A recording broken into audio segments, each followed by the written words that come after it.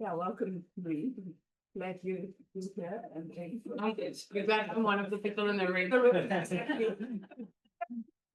Um, so I am wondering whether you could tell us why you decided to study architecture. What is it that you to that career? I was at UP at the engineering open day with all of my engineering friends. And then I just wandered into the architecture building and the lecturer said, "You're struggling to find your place between art and math. Architecture is for you." So that was my trouble throughout school. I really liked art, but also math. So it sounded like a good option. And it turned out to be the best option. Okay, good. And then you're not originally from Joburg, I'm from Pretoria, born and bred. but you didn't study in Pretoria, or did you? I studied the first 3 years in Pretoria and then the last 2 years in Cape Town. Okay, And now I'm back in Joburg. Yay. Yeah. It's great to have you here. And yeah, now we'll hear about your leap from architecture into 3D printing. Yeah. Oh. Okay, good morning everyone. So be speaking Marie, like Vera said, and I'll be speaking about 3D printing and architecture. So just like to start with this verse from Genesis. It's the context for the talk, but also to all of life, really. And that's God created mankind in his own image. God blessed them and said to them, "Be fruitful and increase in number, fill the earth and subdue it." So it just talks about our original commission to be co-creators with God through Jesus Christ, to continue his work that he started. Andrew Middleman explains it well when he says, "Man's original purpose was represented in the creative work of tilling the earth, of tilling the Garden of Eden, and that creative work still is our calling today."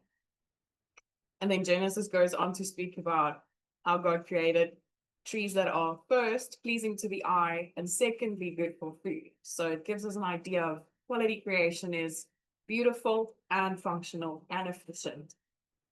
And we are to reshape raw materials in such a way that God's glory and presence are made visible. And this is particularly exciting in a field where your product that you create is actually tangible. So I feel for those who work digitally and never can touch and feel your own product. So with that idea in mind, I'm going to show you how 3D printing is making architecture more beautiful and functional and efficient. So we'll start with a quick crash course for those who've never touched a 3D printer in their lives. Just take a look at this image. You can see all the blue lines there. This is what an object looks like on a computer before you export it to the printer. So every object, this is a wall, is sliced into 100 different layers or lines, and then each line is sliced into 100 different dots. So we'll get to that now. It's the same wall on the left, the bit blur on the screen, but you can see every single object that you slice on the computer has then 1 million of these dots, and every single dot is given a coordinate, an XYZ coordinate, which is then exported in this extremely long list called G code to the robot. So the robot's actually very stupid. It just goes to left, to right, up, down, whatever the coordinate you gave it. Luckily, we never, ever have to touch G code. I'm just showing you what it looks like, but you probably never see that list of things. You only say, on the software, you just say slice and or copy the file onto the printer. So in construction 3D printing, there are, well, in all 3D printing, but we're focusing on construction today. There are 3 main ingredients that you need. The first is the material. So that can be concrete. We'll look at concrete now. Plastic, which is printing over there. Well, anything really that you can think of.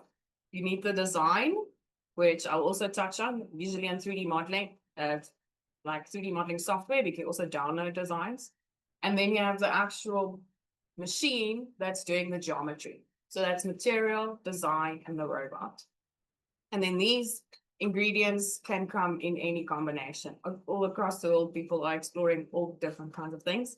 So material, you can look at mud, foam, food. And then in design, you can either use like a static model that you download. You can scan, 3D scan something, then print it. You can use parametric design that we're going to touch on. And then the robot can be a robot arm or a gantry system, which is like the cube that you see. People are not running out of ideas. You can see like they're using shellfish and mixing it with lime, printing with that. They're even trying to print with drones. So you can see now if you have all of these 3 different ingredients, you can, the world's your oyster. And this is our site at UJ, at University of Johannesburg. We recently finished a small guardhouse next to one of the new gates. So at the back next to the tent, you can see, you can't really see, but there's a control box which holds the design. That's the first component. Next to it is the pump, the thing that looks like an elephant, that's pumping the concrete. And then on the far left, right, you'll see the robot, which is actually printing the wall. Let me just show you some of these videos. So the wall had to be printed in a few different, the house needed to be printed in a few different sections because the robot only has a reach of 3 or 4 meters. So you can't print the entire house. And this is the finished product. I tried to incorporate like some kind of unique pattern because it kills my soul to just print something that's straight. Because why would you if you can print curves? We'll get to all of the advantages of 3D printing. I think I'm just going to skip past this one is just to explain how 3D printing is very much still in its development. Compared to other technologies, it's like probably still a decade or so before it reaches with maturity and we can have a 3D printer in every home or on every construction site. So now the juicy part for designers in the room or on Zoom, how to think like a robot when you're designing. So the first thing you need to understand is what is a tool path, and it's exactly what it says. It's the path that the tool follows. In this case, the tool is the nozzle tip where the concrete is extruded from, or the plastic, or whatever material you have in your pump. And then you design the tool path, which is then sliced into those million dots, which is fed to the printer. So on the left, you can see the tool paths. It doesn't really look like anything. So you have to think 3D while you're actually designing 2D. So you're designing 2D lines for the robot to follow, but when it prints, it's a different story. So because concrete is wet when it's coming out, it actually droops, but you can't see the drooping happening in the design, although I'm sure they have simulations. So tool path, the printer follows the path, and then you get the finished product. So things that are important to consider with a tool path is the length of the tool path. Like this bench on the right, I designed for the University of Stellenbosch because they have a smaller print of 2 by 2 meters. But their concrete takes like a few minutes to cure or to set enough for the next layer to be stacked on top of it. So we have to think of a way to get a long tool path. So it takes a minute to go around before it goes up to the next one. It was also printed on its side or flat and then flipped up afterwards. Also because you can never print wet concrete with an overhang like that. And then on the left is just a picture to show that your tool path can vary, like going up. And that's where the interesting patterns come from. But this, you don't have to do manually. It's just sliced manually. Those patterns you can all do with parametric design that we'll touch on a bit later. This is what the tool path looks like for the house I just showed you. It's the one is now at an angle, but the picture at the bottom is the floor or plan view of one of the walls. So this was important to see where it sits on the existing concrete slab, because you have to tell the robot where its starting point is, because it's just like living in a 3D space. You have to tell it this is your origin point. You have to start here. So now I was measuring where the origin point is. And now we're going into parametric design. So I have a quick video just to show you, because it's quite a hard concept to explain with pictures. Okay, so essentially parametric design means that you are designing with parameters and math equations that inform the shape instead of you directly editing as like a static shape. So on the right, you have a bunch of different variables or parameters that you can change. Like you can change the width of each of those slats. You can change the depth of the waves of the extrusions. You can change the overall size. So this is really, really helpful when you don't want to just redesign everything when new information comes in. But it becomes really powerful when you're not just randomly playing with parameters according to your preference, like he just did in the video. It becomes really powerful when you overlay a layer of information on that. So let's say you have, okay, we'll get to an example of the structural function. But this is what it looks like back on house of that thing he just showed you with the bars moving. This is what the math and the parameters looks like when you build it. I use Grasshopper, which is a plugin for Rhino 3D for those who have experience with 3D modeling. So now you can add all kinds of other information, like let's say you're following like the pattern of the sun and you want those dots or those curves that we just saw, you want them to be shading for a house. So you add the information of the sun pattern and tell it to optimize those waves so it gets the optimal shading pattern for that house.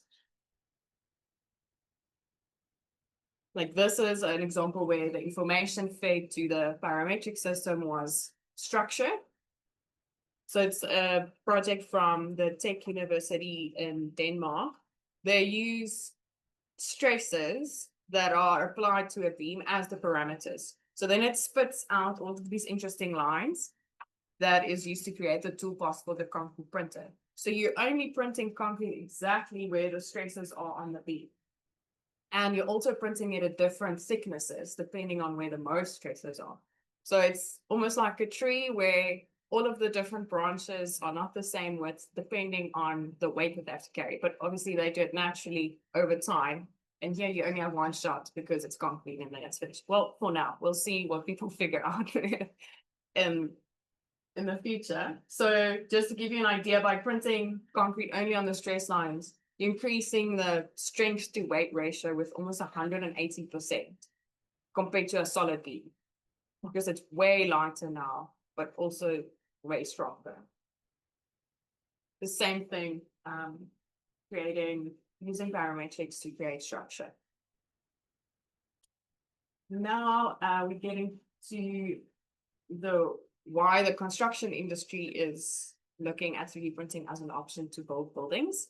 So we'll look at a few of the values, and then I'll show an example in each of them.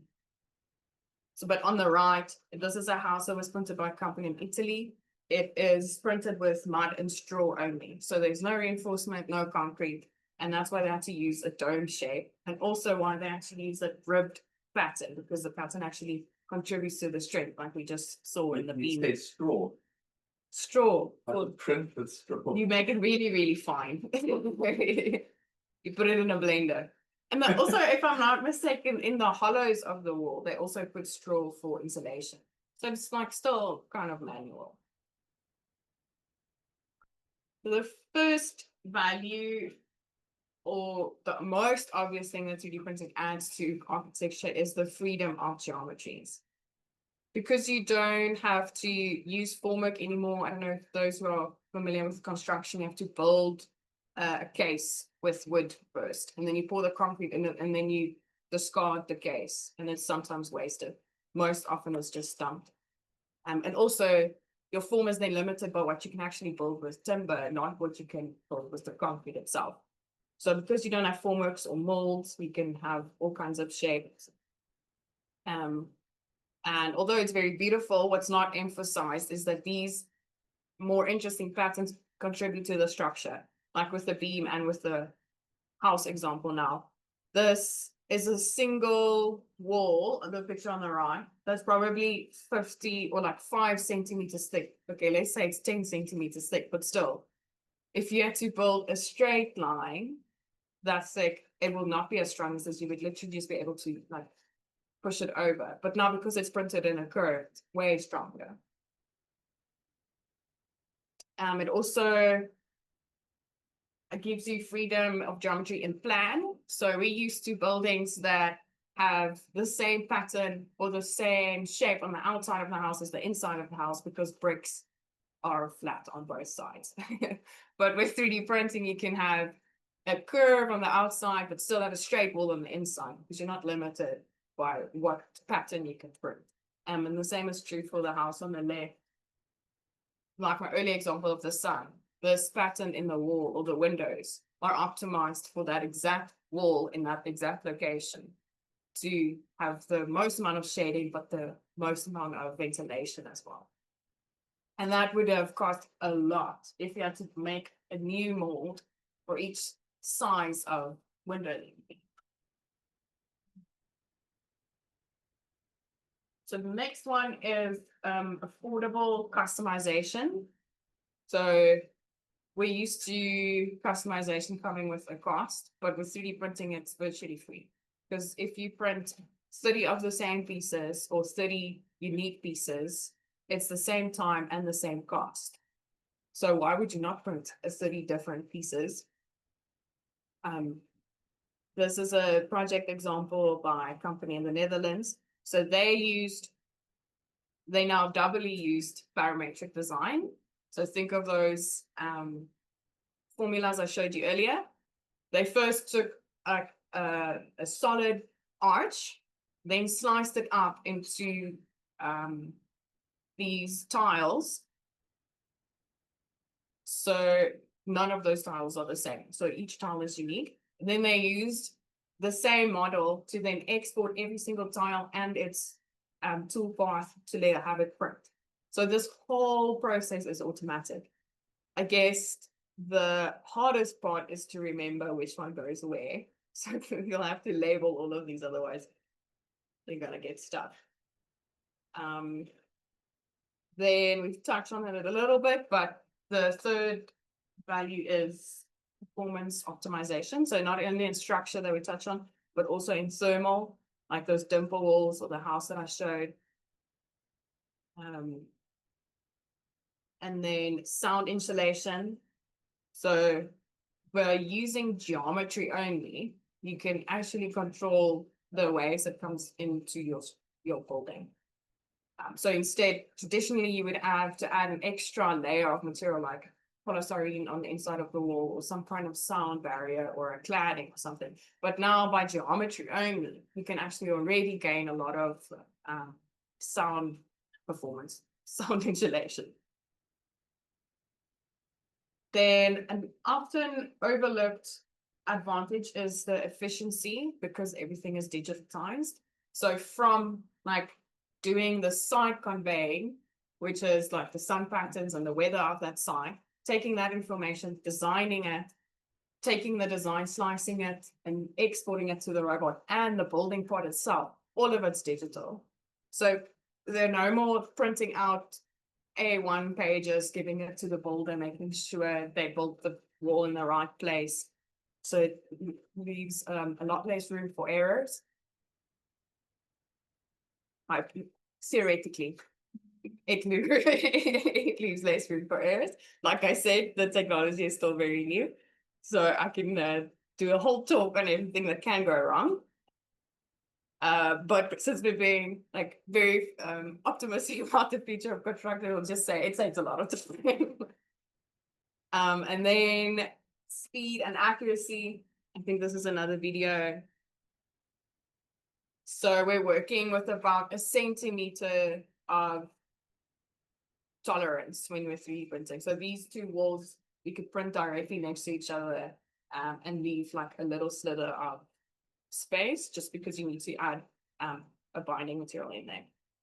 So this wall took about an hour to print, the one on the right. And it's 1.8 meters, no, it's 2.6 meters tall, so it's taller than your ceiling. And then we're getting to one of our last sections, which is, I think, my favorite one, and that's learning from nature. It's the correct term for it is biomimicry. So you can already see in, like, draw the parallel between the mathematical parameters that we use to export all of those, or that I showed you with the parametric design. Draw parallel between those parameters and the parametric design you can see in the shell, because there is definitely like an underlying layer of math. Although it grew naturally in the shape. There's a pattern to it, there's a logic to it, there are rules to it. It is definitely far from being just random. It has a really, really functional reason for being this way, and it's beautiful. So let's look at some of the examples. But I want to pause it. This is a verse from Romans. So it says, for since the creation of the worlds, God's invisible qualities, his eternal power and divine nature have been clearly seen, being understood from what has been made, so that people are without excuse. And I think once you start looking at nature, like, there is a really genius designer behind it, it's like impossible to miss. So we'll look at, yeah, so like he created the original rules, the original parameters within which we now operate. Like, gravity is a rule, it's a parameter. Matter that can't be destroyed, energy that can't be destroyed. It's all rules and parameters that are sometimes frustrating, but if they weren't there, like, the earth would fall apart. And I think that, like, importance of logic and math, bringing it to the creative side of things, is what's really exciting to me. Because then you're not designing just something to look pretty, you're designing it within, like, a structured set of rules. So the first example of biomimicry, this is on a really small scale, but we'll go to the bigger scales now, is a mollusk shell scaffold. That's the shell we just looked at, but they also come in those long shells. So the spiral shell grows so that it spreads the pressure and protects its soft body, which is the snail inside. And by 3D printing layers in the spiral pattern, engineers have copied this and made manufacturing parts that are about 70% stronger than using a no pattern or just like a grid pattern. One of the other examples is the fly eye camera lens. So the fly's eye is made of 1,000 like tiny little lenses that gives it 360 view. Unfortunately for us, flies can see us coming. So using ultra precise 3D printing that builds tiny curved shapes, you can't build these curved shapes with other methods. Layer by layer, scientists have created this and recreated this and made a camera lens that can see full panoramic views without distortion. So that's the size of the lens. That's an ant. That's what they created with the 3D printing. So we're copying a fly.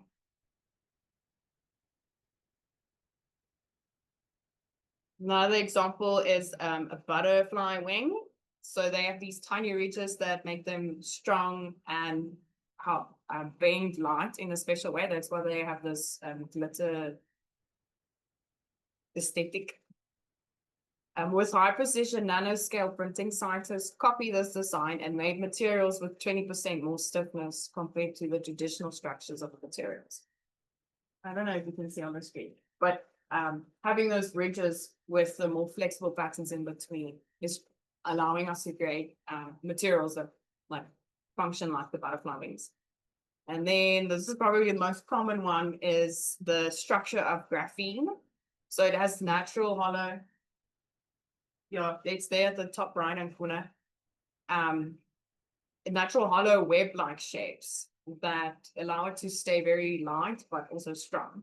So by printing these complex patterns, researchers also increase the structure by 20%. Printed structures that have 20% the weight but still 85% of its strength. So it has developed so far that this pattern of, it's called the georoid pattern.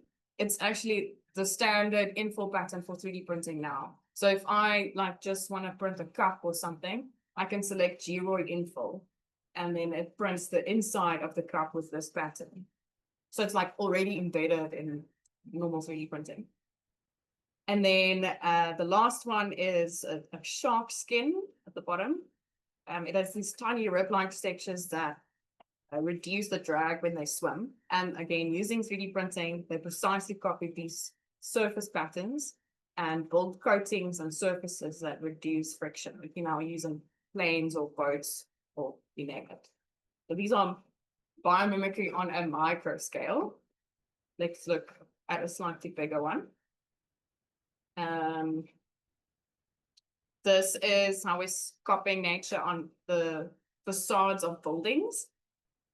There are 3 different technologies here, but they all regulate heat gain into the building by moving skins on the outside of the building. So they automatically open and close as the temperature outside changes or as the sun passes.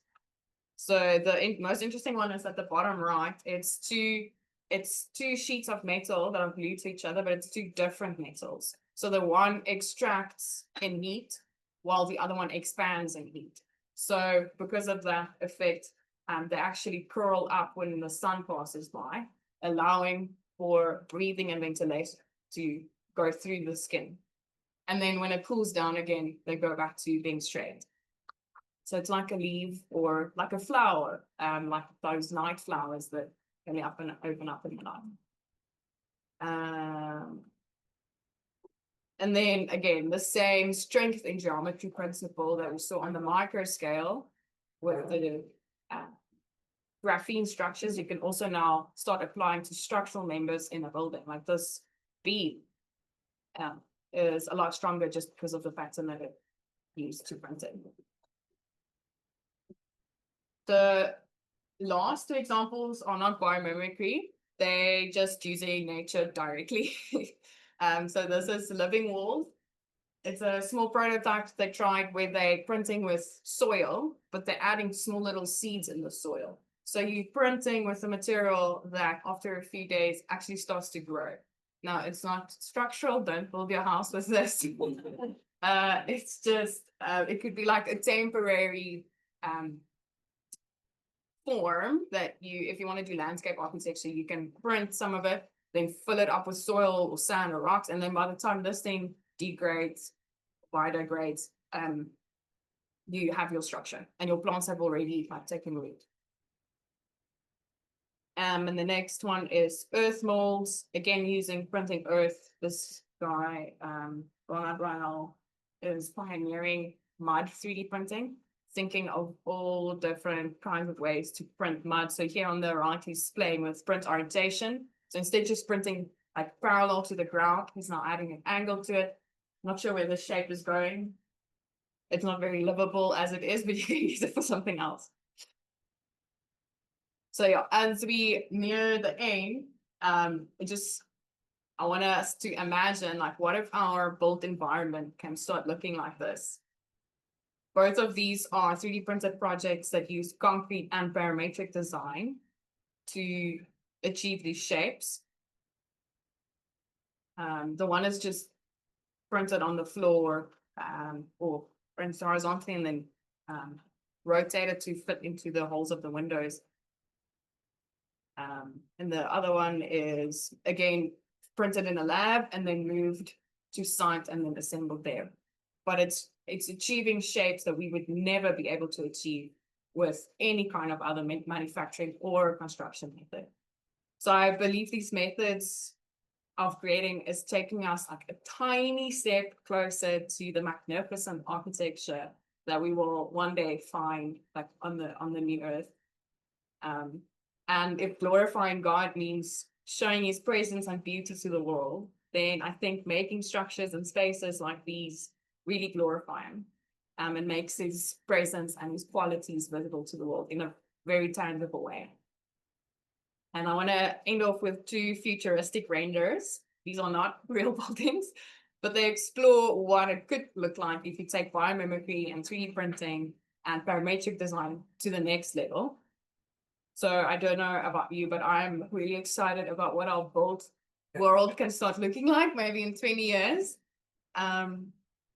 So as a designer, we can give a glimpse of what buildings can and will look like one day when there is nothing on earth but God's presence. Thank you.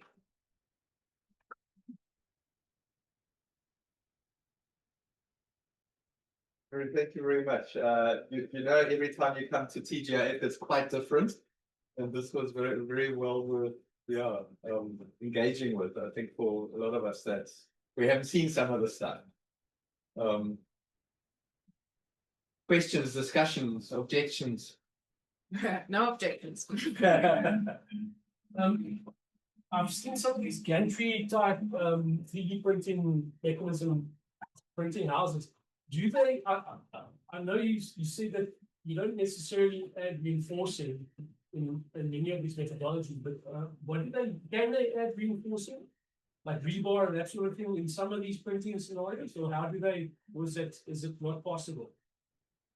Very good question. So they try a whole bunch of things. I think probably like half of the research that's going into concrete 3D printing at the moment is reinforcement. So you can either do it the traditional way where you print the wall and then you add steel inside and then cast normal concrete, like liquid concrete inside. Then you're creating like internal columns in these walls. There's also the second way where you're directly adding steel into the walls as you're printing. So it can be as manual as like waiting for the printer to cast, dropping the rebars, and then it prints over the rebars. Or they have methods where they shoot these staples. The stapler follows the nozzle, so it shoots in steel staplers as it's going. I don't know how they like progressing with that research, but that's what they're looking at as options. I have a few questions on Zoom for you if you. Yeah, sure. But room usually gets priority. The Wi-Fi failed briefly. Sorry, just a quick thumbs up. Can you guys hear us on Zoom? Yeah, just if you can re-summarize what you just said. Okay, so the question was about can it do some pulls? And I mentioned Sagrada Familia, and then you said yes. So they actually finished 2 or 3 weeks ago. They finished the cathedral that's been in construction for 100 years with the spire on top. I think it's about like 2 or 3 meters high, the spire alone. They 3D printed that and then lifted it up with a crane to put on top of the cathedral. So it's not just theory. You can make those kind of structures with 3D printing. Also, it's used for restoration in heritage buildings. So remember the 3D scanning I mentioned? And looking at the ceiling like this, they actually scan some of those reliefs that's been carved in the ceiling. They scan it and then 3D print it, and then they can put it back in the heritage building, so it restores the original picture that was carved into the ceiling. Are there more questions on Zoom? Yeah, how can this help solve our housing crisis? Especially considering, is this faster? Is this cheaper? Can it help do something like that? I'm careful to put it as a solution to a housing problem. So I know specifically mass low-cost housing. Yeah. That's the question. My short answer would be no, not yet. Maybe in 20 years, maybe in 10 years, maybe in 10 years. But a lot of companies are pushing the fact that it can do low-cost housing as its main selling point. But it is, yes, printing the wall takes only an hour, but it takes an hour to get the robot to that position. It takes a lot of specialized concrete that took a lot of years to develop. So there's so much that needs to be optimized about the technology before we get to mass production in houses. Maybe in Europe, I see they are doing it there, but then it's like 20 houses. Yeah. So in South Africa, I don't think it's Okay, and then maybe one more impact on so this carbon footprint, 3D printing versus other methods, higher, lower. if you're comparing concrete 3D printing with a solid concrete wall, then yes, it is as less of a footprint because it's using way less concrete. So just because you're using less of the material, your footprint's better. But compared to brick, I think it's about the same. Compared to timber, you're never gonna win timber like beats. So most of the research going into making the actual concrete less harmful to the environment. So I mean, short answer, it depends on what concrete you're using. But yeah.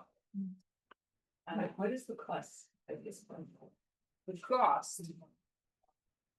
So because the material is very new and basically they're just two places in the country that's using it, I think the material alone for printing one of those walls were 8,000 rand.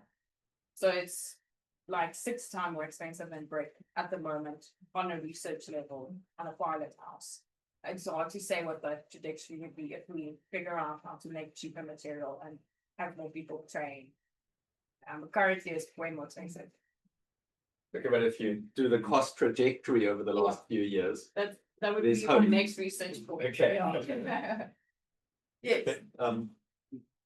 Sorry, just Peter, did you also have a question? No, but yeah. The lifespan of these buildings, how does it compare to your traditional build? Well, that's a hard question to answer because most of these buildings are only 5 years old. So it's hard to say, but it is. Projection though? Yeah, well, it is concrete, so it's gonna last as long as normal concrete lasts. The building would start breaking where any other building starts breaking, where you link the wall to the roof, those screws go. That if you timber in your roof, the timber goes. But the actual wall, I mean, it will last hundreds of years if it's only the concrete that you're looking at. But maybe just another comment on the cost that I'm thinking of now is the cost saving is not in the material itself, it's in the rest of the process. Like I mentioned with digitalizing the process, if you cut out a lot of those unknowns, like you know exactly how much material you'll use, you know exactly how long it's going to take. So your entire construction process is more known and more dense. So you need less time on site, which means all of the overhead costs of being on site is cut. So that's where the cost savings are coming in, not with the material. Yeah. So just on that, also just wondering, with all the trade unions and everything, so I'm thinking more of like on an economic level, this could be really bad. Yeah. For a lot of countries that focus on construction. Yeah, no, sure. If you're gonna put a printer in a rural area and start printing, now they're gonna complain on your printer. So it's not actually cutting jobs. There's still like a lot of people on a construction site. It's just switching the kind of skills that you need. So you don't need bricklayers, but you need people working with the concrete. You don't need a surveyor, but you need an architect that has the 3D model. So the types of skills are switching. So like with any new technology, the skills need to also adjust to the technology coming out. But yeah, that is something that is a worry. Yes. 3D printing is popular for prototyping, right? How popular is it these days with, you mentioned Rhino earlier, that's just one of the programs. Bazillion of these prototyping digital programs that does a fantastic job. I mean, is it even viable to have something like 3D printing? You mean doing prototyping? Doing prototyping digitally? Design, yeah, digital. I mean, with digital design and prototyping where it is now, do you even need one copy? Yes, you still So when you're prototyping, it's still hard to know how it will function in a physical sense when you have a material connected. So in your 3D model, it might look like your lid fits on the box. But as soon as you make it out of the material, you see, oh, okay, but this material actually expands a bit, so now my lid doesn't fit. So you still, at the end of the day, have to make it physically to go through that prototyping process. So yeah, like you mentioned, 3D printing, its biggest market currently is prototyping, because you can make something in an hour. You can test the design, you can feel it, you can give it to clients, they can give you feedback, and then you make a new one. Like I'm printing I printed you a Rubik's Cube stand. That's sweet. So I can give it to you, the client, and you can immediately tell me after an hour, like, what is this? Or like, do you like it or not? Where first of all, you won't be able to make a mold like that with the curves that it has. But then yeah, it would take you a week to make the mold, and it would cost you almost 6 times more.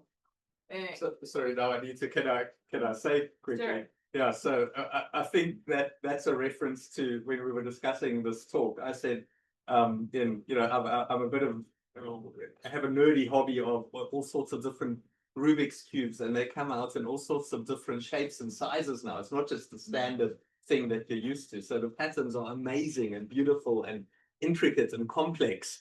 And apparently 3D printing actually caused that explosion, because now you can proof of concept one so much easier.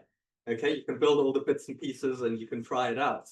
And you don't have to have this huge capital outlay, and then you realize, oh, this thing doesn't work.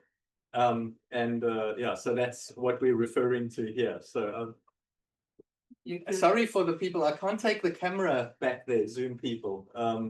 But on your behalf, I need to say that it's very interesting. It's printing with transparent plastic. Or maybe I can take a what's that? Oh yes, maybe you can show those to the camera. You can probably come a bit closer to the camera. Like this? Yeah. Normal white plastic that has a new pattern to it, and then this is a transparent plastic that we're printing the Rubik's stand with. This is actually a prototype for an architecture student, because he wants to try wall panels. So this is like one panel on a scale of 1 to 20. So just to tell the people on Zoom, you're really missing out, because there's a live demonstration in progress for the whole of the talk. Actually, we're watching this thing being created. This has all been planned to get more people in person. I had another one, I know. Oh, put AI and 3D printing in one sentence. So how will AI and work? Yeah. This was created with AI. AI is currently used for creating the renders. So you give it a building and then you say, I want this kind of vibe. Exactly, use the word vibe. On the inside and the outside, it does the render, which saves like hundreds of hours of rendering artists going and picking a material, picking a tree, moving a cat, like getting the picture ready. AI like does it in 30 seconds. And the other thing is, but that's more, is also like for prototyping. So you want to run through a couple of ideas before you get to the one that you end up with. So that process takes a while. So you can give it a brief and tell, like, give me 5 different options. And then you see which one you like, and then you go and you like use your human design skills to take that option further. But you can't, can you foresee a level where it just sort of goes like, okay, here, now that you generated an image for me, to do the, Yeah, what did you call it, the grasshopper part of it? Yeah, do the parametric, like build build the script that can make a pattern like that. I think we're still a while off, but yeah, sure. I mean, if you've seen what it's doing now, I don't want to put any limits on it. But then it's like, again, the idea comes the most important thing, because that's the only thing that I can't think about. It's the problem and the idea to solve the problem. But there is the ultimate.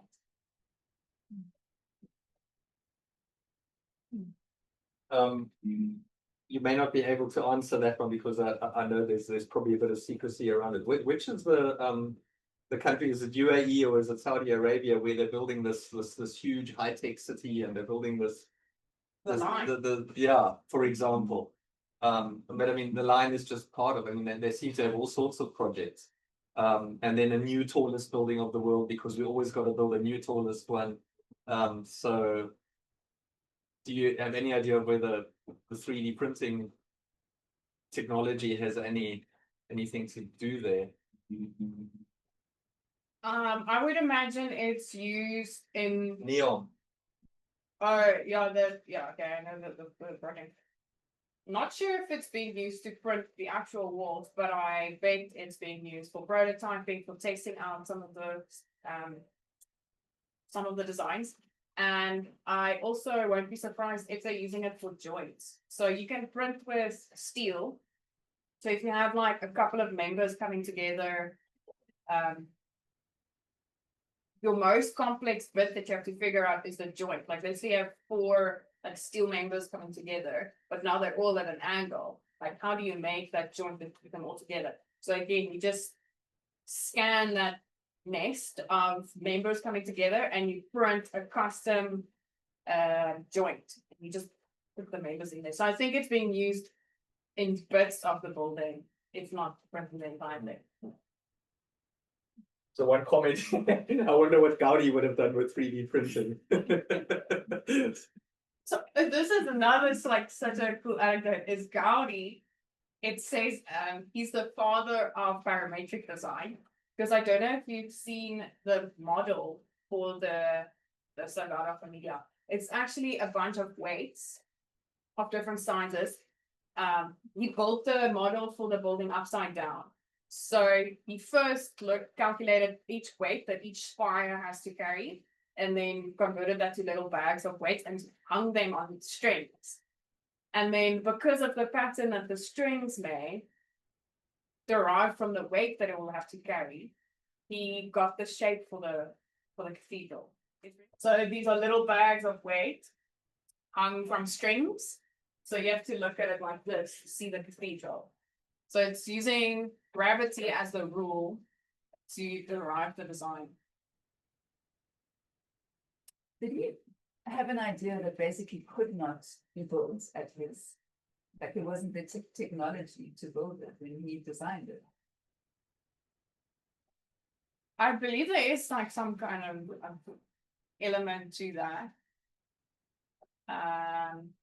Yeah, it's actually like a really interesting project. I think they started building and they had to figure out the technology as they went.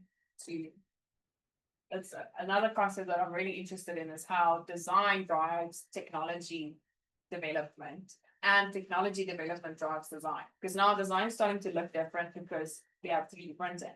But what if we are like Gaudi and we design something that doesn't have a technology yet? And we have, I think technology needs to keep up to the Gaudis of the world. So I just love that idea of copying nature. Like for example, the leaf kind of concept where the material on the one side shrinks with heat, and I'm just thinking about like air conditioning that uses that instead of using fossil fuel energy. Well, the idea is to just get rid of air conditioning as a whole. If your building breathes like that, you don't need mechanical things at all. So it's called passive design, where there's actually a building doing the same biomimicry, but it copied the entire building, copied the structure of a termite mound. So termite mounds ventilate from, you're picturing this, but from the bottom up, I think, and then hot air rises and it goes up. So they created this huge building with turbines. It looks like a factory almost, because it has these turbines which sucks the hot air out at the top. And that building doesn't need an air conditioning at all, because it's passive design. The design is how big of a thing you can. Do you have one more? Marie, what are your, I mean, you said a little bit already, but your aspirations as an architect, how do you, how do you hope to use your skill and your interest and your passion? Your that's a hard one because I'm trying to figure it out. Because I want to build houses for people that don't have houses. But then, as you just heard, all of the technology I just mentioned is too expensive at this moment to build houses for people. So it's bridging that. How do you use this really advanced technology that's currently very expensive to solve the most pressing problems in the world? Instead of designing houses like this, how can we make it like a lot more affordable to build houses? So I guess it's using robotic construction and parametric design to make livable spaces for all humans. We'll start with South Africa. And it's wonderful. I mean, as I said, this is again a TGIF talk with a difference. But what excites me here is, so here's an example of someone who's trying to be a Christian in the field that certainly doesn't have Christian written as an adjective to describe it, and it's just you sort of showing up in that space, and it's lovely. Thank you. Yeah.